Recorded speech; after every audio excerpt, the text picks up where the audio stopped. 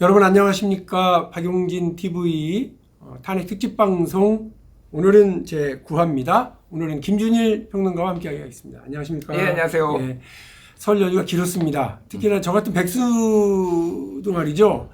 설 연휴는 이 끝나면 아쉬워. 평상시에 크게 다르지 않은데도 끝나면 아쉬워. 맨날 노는 사람이 뭘 아쉬워 아쉽기는. 이상하더라고요. 이상하게 끝날 때 아쉽더라고요. 어때요? 저 설 연휴에도 방송이랑 이런 때 많이 바쁘셨죠? 한 이틀 빼놓고는 계속 방송을 했고요. 아유, 예. 고생하셨네. 뭐 고생은요. 그냥 재밌게 하고 있습니다. 그런데 이게 돈 버는 재미가 쏠쏠하지. 에이, 돈은 중요하지 않고. 그래요? 예. 알았어요. 알았어. 돈은 중요하지 않고요. 아니 그런데 저는 사실 이제 우리가 새해가 오면은 뭔가 좀 바뀌겠지. 그래. 뭐. 1월 1일 그러면은 새해가 바뀌면만 그대로야, 했는데 씨. 안 바뀌어. 설이 바뀌면은 뭐 좀 어. 바뀌겠지 했는데 안 바뀌어. 윤석열이 그래서 입춘이 오면은 본인이 대운이 바뀐다고 뭐 그런 거 언론 보도 났잖아요. 이거 윤석열 대운만 바뀌는 거야 정말 막 이렇게 원래 불안감이. 진짜 우리가 12월 들어서면서부터는 새해를 준비하고 그래서 뭐 그 1월 1일 공시에 공공시에 뭐 시청 우리 뭐 타종 행사도 하고요. 막 불꽃놀이도 하고 그러면 사람들이 새해 시작이에요 이러는데 그날로부터 한 달 전에 이미 그냥 우다다당 일이 벌어지고 나니까 사람들이 불안 해가지고 새해가 왔는지 설이 왔는지 그것도 모른 채로 지금 이렇게 지나 버렸고요. 설이 지난 지도 꽤 됐습니다. 우리 박용진 TV의 특집 방송도 상당 기간 사실은 설 연휴 기간 좀 이제 쉬고 이래서 심기일전 새로 해야 되는데 아이고 오늘도 얘기의 시작은 윤석열로 이제 시작을 해야 합니다. 오늘이 지금 저희가요 그 6일인데요. 6일 이제 녹화를 하고 있는데 그 6차 그 헌재에서의 변론이 오늘 이제 진행이 됩니다. 그런데 정말 놀라운 건 윤석열 대통령이 이제 헌재에 따박따박 나와가지고 자기 변론을 하고 난 안 했다. 시키지 않았다. 내가 어떻게 해. 난 몰라. 이렇게 전면 부인으로 좀 일관하고요. 또 김용현 전 장관과는 마치 말을 맞춘 것처럼 서로 잘 짜고 나왔어요. 그래서 니네 이제 증인 나오면 큰일 났다 했는데 이 증인들도 말이 좀 달라져가지고 사람들이 지금 놀래고 있어요.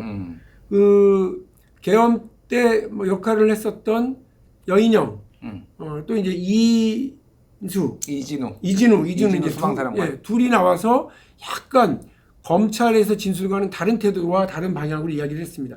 잠깐 설명을 좀 해주시죠. 예, 그러니까 요 큰 상황을 보려면은 지금 11명이 내란죄와 관련해서 기소가 됐어요. 그 중에서 6명은 서울중앙지법에서 지금 민간인으로서 재판을 받고 있고 5명은 지금 군사법원에서 재판을 받고 있어요. 근데 이들이 이제 검찰에서 진술했던 내용과 그리고 이후에 얘기하는 게 달라진 사람들이 몇 명이 있어요. 그 중에서 달라진 사람이 대표적인 게 방금 얘기했던 이진우 수방사령관 그리고 여인영 뭐 방첩사령관 이런 사람들이 지난번에 화요일에 있었던 그러니까 4일이죠. 4일날 화요일에 있었던 때 진술 거부하고 대체로 그랬잖아요. 이 사람들은 지금 최초 검찰에서 진술했던 거하고 말이 바뀌었어요. 바뀌었죠. 그러니까 이게 저는 뭐 어떻게 보냐면은 지금 군사법원에서 진행되는 거에서 본인이 내란을 인정을 하고 감형을 주장하는 피해자들이 있고 일부 그리고 아예 이거는 무죄다라고 주장하는 사람들이 지금 생겼어요. 처음에는 그러니까 막 이렇게 계엄 실패하고 나서 다 이제 국회에서도 증언하고 이렇게 좀 휩쓸려 갔다라고 본다라면은 일부는 이제 아예 전략을 바꿨기 때문에 거기에 맞춰가지고 지금 본인들이 진술 거부를 하든지 헌재에 나와가지고 아니면은 한다. 그런데 이제 재밌는 게 뭐냐면은 이진우 수방사령관이 나와가지고 대체적으로 지금 형사재판 때문이니까 진술 거부한다라고 얘기를 하고 어떤 거가 있었냐면은 4명 그 이진우가 예전에 국회에서 했던 게 뭐냐면은 4인 1조가 돼가지고 한 명씩 끌어내라. 그렇죠. 요거를 이제 국회에서 얘기를 했는데 그것도 진술 거부를 했거든요. 근데 동아일보가 이제 자세하게 보도했는데 단독 보도로 검찰에서 진술했던 그 내용들이 아주 자세하게 보도가 나왔어요. 그래서 이진우 수방사령관을 수행했던 사람이 바로 옆에서 윤석열하고 이진우 수방사령관이랑 통화했던 내용. 그래서 4번에 걸쳐가지고 전화가 왔고 윤석열이 그리고 빨리 이렇게 다그쳐가지고 끌어내라는 것까지 다 들었다는 말투가 거예요. 똑같다는 거 아니에요? 그러니까. 진술 내용에? 거기에 그 사람이 진짜 재밌었는데 그 표현이 재밌었는데 TV에서만 듣던 윤석열 목소리가 전화 통화로 넘어서 이렇게 오니까 비와폰. 너무 신기했다. 네. 그래서 내가 이걸 잊어버릴 리가 없다라는 건데 이게 저는 재밌는 게 뭐냐면은 이진우가 진술 거부하자마자 바로 다음날 나왔어요. 검찰 쪽에서. 네. 이거 그런 뭐 거죠. 동아일보가 취재 잘했다는 건데 야 너 거짓말하는 거야 지금? 이쪽에서도 검찰에서도 사실은 이쪽에서는 봐주지 않는 거예요. 그러니까 언론에 슬쩍 흘리면서 바로 뒤집고 요런 게 지금 있다. 근데 그 재미있는 건 검찰에서 조사를 받고 조서를 쓰고 진술 내용에 대해서 계속 지금 헌법재판관들도 물어봤잖아요. 본인이 이 진술을 하지 않았다는 거냐. 그리고 이 진술에 대해서 틀렸다고 하는 거냐. 근데 본인이 이 부분과 관련해서 내가 했던 말하고 틀리다라고 얘기를 했는데 정작 이 본인들이 나중에 지금은 이게 다 찍잖아요.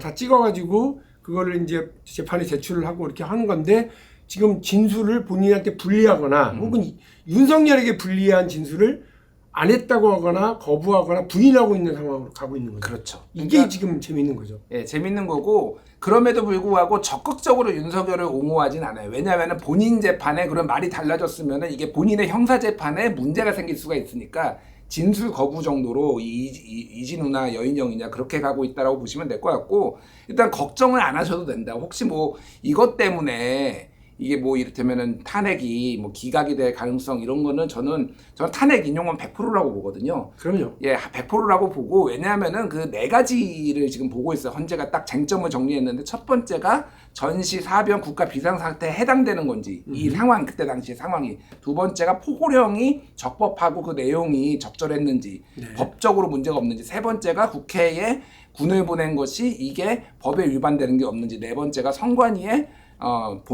군 보낸 게 없는지 있는 건데 일단 뭐 1번부터 저는 걸린다고 이미 위법이라고 보지만은 4번은 윤석열이 실토를 해버렸어요. 실토를 했죠. 예, 화요일 날 그때 내가 선관위에 군 보냈다라고 하는 순간 나는 윤석열이 미쳤나? 솔직히 그 생각을 했어요. 네. 본인은 이제 부정선거가 이제 이 계엄의 원인이라고 계속 주장을 하면서 불쑥 나온 것 같은데 자료를 확보해라라고 하면서 본인이 군 보냈다라고 말을 딱 하는 순간 원래도 끝났지만은 처음부터 이거는 뭐 끝난 게임이라고 봤지만은 이건 100%다 무조건. 예. 재미있는 거는요. 이거 참 어이없다고 하는 것이 정확한 표현인데 아무 일도 벌어지지 않았지 않냐. 근데 이게 내란이냐. 이렇게 얘기하는 뭐 사람들이 정말 어이가 없는 거 아니에요? 그러니까 아무 일도 벌어지지 않았으면 그러니까 실패했으면 그거는 죄가 되지 않는다? 이거 말도 되지 않는 일이죠. 이재명 대표도 이제 이야기를 하던데 살인미수 이런 범죄자들 그러면 살인죄가 성립되지 않는다는 거냐. 사람이 죽지 않았으면 이게 말도 되지 않는 거죠. 그러니까 아주 기본적인 상식을 위배하는 그런 진술과 태도 이런 것들이 그 헌재라고 하는 공개된 재판 절차, 공개된 사법 절차 과정에서 오히려 자신의 자신의 뭐 무죄를 주장하고 동시에 어떤 지지자들을 선동하는 데 활용하는 이런 태도로 좀 쓰여지고 있다. 공간으로. 이게 이제 안타까운 일입니다. 윤석열의 발언 하나하나에 너무 많은 우리 공력을 쓸 필요는 없지만은 이 아무 일도 벌어지지 않았다라는 거는 저는 그 말이 생각나더라고요. 예전에 이진복 정무수석이 당대표 선거할 때 안철수 그 후보 의원한테 아무 말도 하지 않으면 아무 일도 벌어지지 않는다.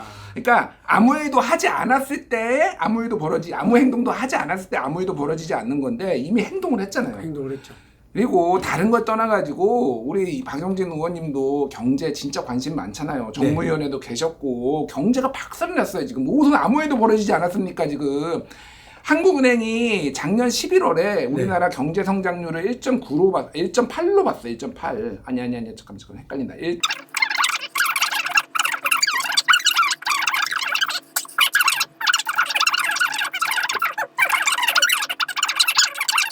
했다. 그러니까 수치에 현혹되지 마시고요. 예. 개판 쳤다 이렇게 기억하시면 되겠습니다. 네. 진짜 개판 쳤어요, 진짜로. 외국계 지금 투자은행은요, 한국 올해 경제 성장 1.4까지 봐요. 맞아요. 예. 그리고 이제 뭐 더 중요한 얘기입니다만, 뭐 요 얘기는 그냥 하나 덧붙이면, 한 1년 정도 공들였던 우리나라가 이렇게 좀 주관하던 우리나라의 기업들이랑 펀드 투자 담당자들이 주관하던 조 단위의 투자가 다 올 스톱 되거나 한국이 해외에 투자하려고 그러는 것도 스톱 특히 이제 캄보디아에서 그런 일이 벌어졌잖아요. 최근에 캄보디아 개발과 관련돼서 1조를 대한민국 기업이 투자하고 하려고 해서 사인 직전이었는데 잠깐만 니네 경제 상황 정치 상황에 대한 불안감 때문에 요거 좀 더 지켜봐야 되겠다라고 얘기하는 거죠. 아마 지금의 집권 세력 중에 누구한테 뭐 좀 이렇게 투자가 지속된다든지 계속해서 이 투자 지원을 해주겠다라고 하는 언질 같은 걸 받았는데 막상 하려고 그랬는데 이 정부가 날아갈 것 같으니까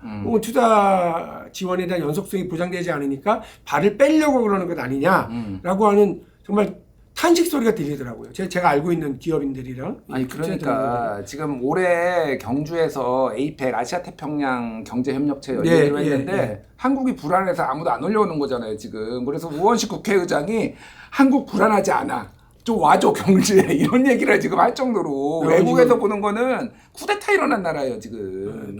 진짜 경북궁이 주요 관광지였을 텐데 지금 못 시켰습니까? 그 주변이 저렇게 철통 경비로 난리가 났는데 어쨌든 여러분 윤석열의 헌재에서의 진술 그리고 자기 방어 논리를 펼치는 것은 다 하나하나 뜯어보면 다 기가 막힌 일인데 헌재는 지금 이 탄핵 일정과 관련해서 이전에 우리 김준일 평론가 말씀으로는 박근혜보다 조금 길게 비슷할 것 같아요 저는. 그러나 더 너무 많이 가진 않을 거다. 그래서 3월 셋째 주를 좀 봤어요. 셋째 그렇죠. 아니면 넷째. 딱 이렇게 찍었잖아요. 근데 제가 최근에 국회 측 탄핵 소추 변호인단 중에 한 분에게 들은 말로는 비슷합니다. 그래요? 예, 그래서 헌재의 재판관들도 그렇게 하는 것처럼 보여진다. 그리고 자기들은 2월 말을 목표로 마무리한다. 이렇게 좀 얘기를 했어요. 제가 그러면, 뭐 고스톱 쳐서 정책 평론 하는 건 아니잖아요. 그렇죠. 이 분석대로면 여러분 결정문을 쓰는데 한 2주, 3주 정도 걸리면 김준일 평론가가 얼추 맞추는 걸로. 곧 돗자리 하나 까시고. 점지 받은 거 명태균 씨한테 전화해서 물어봤어요. 무속의 힘입니다. 무속의 힘. 이번에 뭐지? 그 아기 뭐예요? 보살? 보살이었나? 아기 보살이 아기 귀신이야. 그분이 자기 돈 많이 번다고 자랑했다고 그러대요. 부럽습니다. 부럽지. 아까는 뭐 돈에는 관심 없다고 그러시더니. 그렇습니다. 그래서 이게 합리적인 판단입니다. 여러분 너무 걱정하지 마시고요. 좀 지켜보시는데 헌재에 나와서 이렇게 본인은 아무 문제 없었고 아무 일도 벌어지지 않았다고 얘기하는데 부속된 별만 몇 개? 15개. 15개 별이 우다다다닥 떨어지고 이제 나라 경제도 쑥대밭이 되어 있는 상황에 대한 책임을 묻고 그리고 문제를 바로잡는 데 필요한 앞으로의 시간이 대략 한 20일 정도, 25일 정도가 필요하고 결정문까지를 생각하면 앞으로 이제 한 달 보름 이내에 대략의 뭐 탄핵 인용이냐 기각이냐 뭐 인용입니다. 탄핵 인용의 결과가 나올 것으로 본다. 이렇게 보고 있습니다. 앞으로 지금 헌재의 일정은 그러면 남은 건 어느 정도가 남아 있는 거죠? 8차까지 돼 있는 거고 그게 이제 2월 둘째 주. 2월 둘째 주가 이제 8차까지 되는 거니까 다음 주네요. 그러니까 벌써. 야, 그러니까 이게 그 다음에 그러면 끝낼 것이냐? 거기보단 더 간다는 거죠. 더 가야죠. 일단 뭐 제가 볼 때는 본인이 피청구인 대통령 본인이 나와서 계속 이렇게 떠들고 있으니까. 그러면 시간을 아무래도 더 끌고 갈 수밖에 이제 없는 거죠. 이와 관련해서요. 하나도 한덕수 총리와 관련해서 그 국회 쪽에서 또 똑같이 이번 탄핵 심판을 하는데 거기에서 그 내란죄를 또 뺐다. 이런 보도가 나왔어요. 그 얘기는 아마 윤석열 대통령에 대한 탄핵 심판을 다루는데 내란죄 관련해서 뺐다. 그건 다루지 않는다. 형사 절차를 하고 있기 때문에 그건 뺐다. 그래서 논란이 됐는데 이번에도 약간 논란이 될 것 같지 않습니까? 뭐 논란이 될 거는 같은데요. 이미 됐죠. 그러니까. 그러니까 일종의 이제 공소장 변경 같은 거죠. 이제 이거 그러니까 그 사유를 뺀 거는 지금 혐의가 드러나지 않았고 본인도 여기에 적극적으로 가담하지 않았고 나는 반대했다라고 주장하고 있으니 그러니까 불확실성을 좀 더 제거하는 건데 처음에 조금 성급하지 않았느냐. 그러니까 어쨌든 그 이제 탄핵 소추안을 할 때 그 과정이 좀 거칠었다라고 또 하지 말았어야 된다라는 분도 있고, 이를테면은 뭐 김부겸 전 정치적으로는 예. 유불리를 좀 따져봤었어야 된다 이런 거죠. 민주당 입장에서. 예, 뭐 그런 것도 있고. 근데 저는 이제 이게 너무 이제 헌재 재판관을 임명 안 하는 거는 너무 좀 타격이 컸기 때문에 이게 우리나라를 망치는 행위라고 봤거든요. 이 불확실성이 언제까지 이어질지 모르는 상황에서 그렇게 하는 거는 그래서 탄핵이 불가피했다라고 보지만 어쨌든 할 때 좀 더 정교하게 했었어야 된다 그 생각이 들어요. 그런데 이거 어떻게 될지 모르겠어요. 탄핵이 사실 기각됐지 인용됐지 이거는 가봐야 알겠다. 왜냐면 이진숙 방통위원장도 4대4 나왔거든요. 네. 그러니까 이거는 약간 정치 성향에 조금 있는 것 같아요. 그러니까 명백하게 헌재 재판관들이 명백하게 불법이거나 위법이 있으면은 그런 거 진보 보수 잘 안 가립니다. 사실은 그렇게 좀 그런 법에 관련된 거는 엄격하게 보는데 이게 좀 정치의 영역으로 갈 경우에는 정치 성향에 따라서 가는 경우가 꽤 있어요.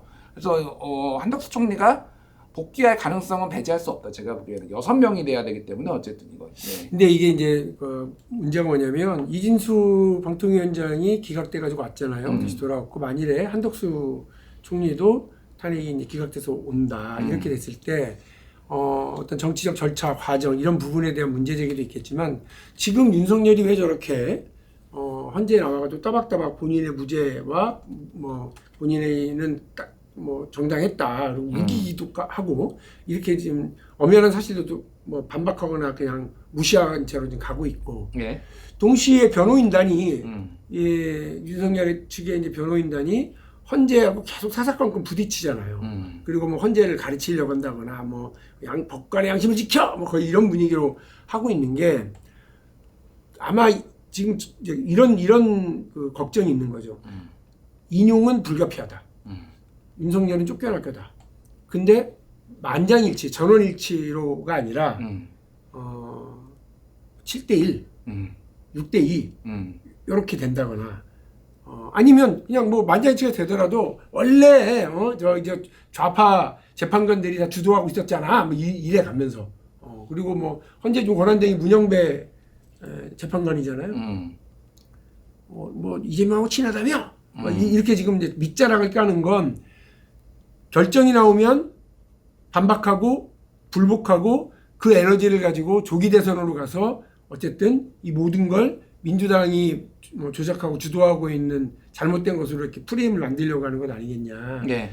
저들이 바보가 아니란 아마 이런 쭉 프로세스를 가지고 있을 거다라고 하는 우려가 지금 이제 제기되고 있거든요. 어떻게 우려는 말씀하신 거 저는 거의 100% 동의하고요. 그렇게 가고 있죠, 이미. 그렇게 가고 있고. 네. 그러니까 헌법재판관의 어떤 정치적 성향에 대해서 계속 공격을 하고 있고 여기에 이제 보수 유튜브하고 조선일보도 굉장히 앞장서요. 저는 이게 90년대 이때에 최장집 교수 사상 검증한 거 생각나더라고요. 옛날에 네. 그 조선일보가 그런 거 했거든요. 누구 있으면은 굉장히 막 파고 들어가가지고 막 이렇게 사상 검증하고 이런 게 있었는데 그게 한동안 없다가 지금 갑자기 다시 이제 드러나서 이 전체의 보수 진영이 극으로 가고 있구나의 어떤 바로미터 같은 느낌이 확 되더라고요. 근데 제가 맨날 말씀드리지만 다른 방송에도 얘기했지만은 진보가 한 3명 정도 있으면 안 되나요?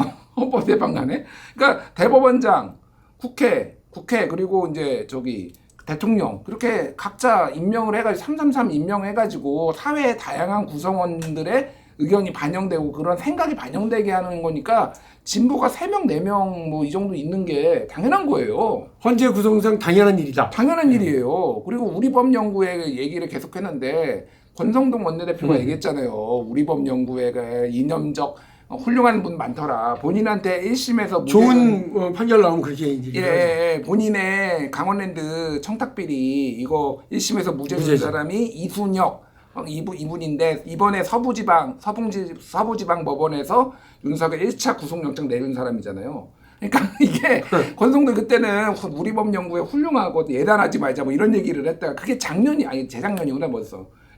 저랑 같이 대법원장 후보자 인사청문회에서 그런데 같이 있었어. 이균용 때. 예, 그러니까 아무 말 대잔치예요. 그래서 말씀하시는 대로 이거는 불복. 말은 우리가 어떻게 불복할 수 있겠냐라고 하지만은 정서적 불복 그리고 모든 법원 그리고 헌재까지 다 좌파들한테 장악당했다. 그래서 우리가 똘똘 뭉쳐가지고 나라를 구해야 된다. 이런 프레임으로 지금 대선을 돌파하려는 거가 너무 눈에 보인다. 예. 자, 말씀드린 것처럼 이미 헌법재판소에서 벌어지고 있는 탄핵 심판과 관련된 과정에서도 혹은 광화문에서 벌어지고 있는 구구파들의 집회에서도 혹은 구구파들의 유튜버들이 주장하고 있는 내용에서도 불복한다를 전제로 하고서 시작하는 겁니다. 그렇게 하기 위해서 이 재판관은 못 믿겠고 헌법재판소 하는 짓은 다 이상하고 하면서 트집 잡는 과정들이 쭉 있는 거고요. 이것은 다시 말씀드려서 대통령 선거, 조기 대선을 염두에 둔 전제에 둔 큰 그림에서 진행되고 있기 때문에 하나하나 미주알고주알 따지는데 빠지지 말고 어떻게 하면 내란 세력과 내란 동조 세력들이 다시 복귀하지 못하도록 막을 것이냐가 핵심입니다. 이 부분을 잊지 마시고 다음 얘기를 들어갈 텐데요. 국민의힘 도대체 왜 이러나도 이 프레임에서 같이 이야기 나눠볼 수 있습니다. 이 이야기는 내일 우리 김준일 평론가와 함께 계속 말씀 나누도록 하겠습니다.